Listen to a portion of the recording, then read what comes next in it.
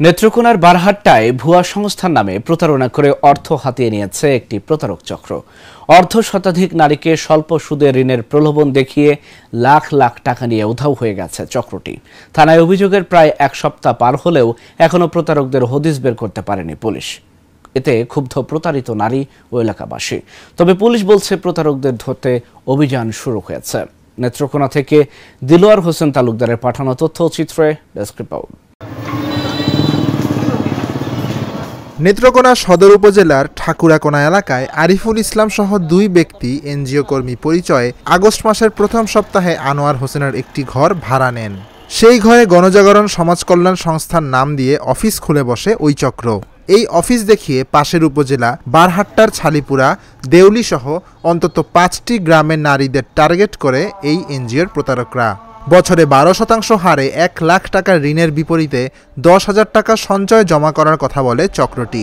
বিশ্বাস অর্জন করতে ওই চক্র এনজিওর ঋণের পাস বই তুলে দেয় ভুক্তভোগীদের হাতে। এক সপ্তাহেরও কম সময়ে অর্ধ শতাধিক নারীকে ঋণ দেওয়ার কথা বলে জনপ্রতি সঞ্চয় বাবদ 5 থেকে 15,000 টাকা পর্যন্ত হাতিয়ে নিয়ে উধাও হয়ে যায় প্রতারকরা। এরই মাঝে চক্রটির এক নারীকে প্রলোভন দেখিয়ে ঋণ দেওয়ার একটি ভিডিও সামাজিক যোগাযোগ মাধ্যমে ছড়িয়ে পড়ে। ভুক্তভোগী ছালিপুরা গ্রামের নার্গিস আক্তার ওই প্রতারকদের বিরুদ্ধে গত 14 আগস্ট বারহাট্টা থানায় অভিযোগ করেন। আমি আমার নাতিরে নিয়ে কুলে নিয়ে ওই পাশে গেলাম, গেলে ওরা সবাই বইয়ে রয়েছে যে আপনার মধ্যে যে সমিতি গঠন হইতেছে, আপনি আমি আইলাই নাকি তৈব, আমি গরিব মানুষ টাকা টাকা উড়াইতে পারবো না। এরপরও ডাক্তার চা হয় না হয় মানে গেছি গিয়া কইছি আপনারা কোন উপলক্ষে আইসুন, কার উপলক্ষে আইসুন, কইছে যে ঠাকুরকোনা বাজারে বিটিআরের বাসা আইসি। আমি কইছি বিটিআরের বাসা যাইছুন, আপনারা কি পরিচয় চিনা নাই জানা নাই। কইছে উনি ডাকি আনছে, কইছে আমাদের এলাকায় এসব নাই, আপনারা আমার বাসায় উঠে এই এলাকায় জনগণরে বেড়াইনে সাশ্রয়ী লোন দেওয়ার জন্য কইছে। মৌসুমি লোন দিব, গরুর লোন দিব, আশা ব্রাক গ্রামীণ ব্যাংক এরা ধ্বংস করে দিচ্ছে গ্রামের লোকেরা, এমনে ভাষণ দিচ্ছে। এই ভাষণ শুনে সবাই এদের মধ্যে নাম দিচ্ছে। গণজাগরণ সমাজ কল্যাণ সংস্থা নামে একটি এনজিও আমাদের এলাকায় প্রবেশ করছে কিছুদিন আগে, গত 5/8/2025 তারিখে।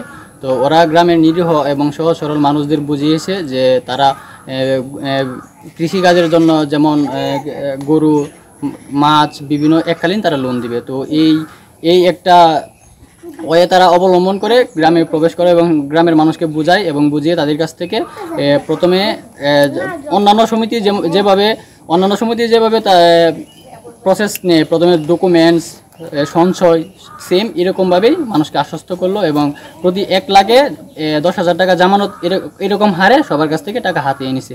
তো এই বিষয়টা আমি শোনার পরে আমি যতটুকু লিগেল স্টেপ নেওয়ার প্রয়োজন থানায় একটা অভিযোগ দায়ের করি। তো এই অভিযোগটা কতটুকু কার্যকর হবে এখন এটি আইনের মাধ্যমেই সবটা প্রকাশ পাবে। অনেকেই ঋণ করে প্রতারকদের টাকা দিয়ে বিপাকে পড়েছেন। তারা এই প্রতারকদের আইনের আওতায় এনে বিচারের দাবিও জানিয়েছেন। কইছে গরুর বা 200 টাকা, তাহলে 1 বছর পরে 1 লাখ টাকায় 12,000 টাকা দিতে হবে। তাহলে আমার 3টা গরু আছে, আমার গয়লে যায় দেখছি, দেখলে বলছে তাহলে আপনি 1 লাখ টাকা নেন, আমরা 1 বছর পরে 12,000 টাকা লাগবে। তাহলে আমি এরপরে 10,000 টাকা জমা দিতে হইব, 1 লাখ টাকা তুলতে হলে 10,000 টাকা জমা দিতে হবে। তারপর আমি বললাম 10,000 টাকা তো ভাও নাই গিয়া, তাহলে আমি কিছু টাকা দিতে হবে। তাহলে 5,000 টাকা মিল করে দেন, আপনাকে 1 লাখ টাকা রবিবার দিন দিতে আসি, বৃহস্পতিবার দিন আনছে করে টাকা। তারপরে তারা এই বিষয় নিয়ে 5,000 টাকা দিব। এখন বর্তমানে 5 জনের টাকা নিব, আর 5 জনের টাকা পরে নিব, কারণ আমরা সমিতিটা আস্তে আস্তে চালাই, আর অতি তাড়াতাড়ি আমরা টাকা দিতে পারবো না। আপনারা 5 জনের টাকা দেওয়া লাগে, 5 জনের টাকা জমা দিচ্ছে, বুঝলেন? দিয়া দেওয়ার পরে তারা টাকা এমন জায়গা জায়গা উড়াইয়া তারা লুয়ে গেছে বিটেনের কাছ থেকে, বুঝলেন কথা?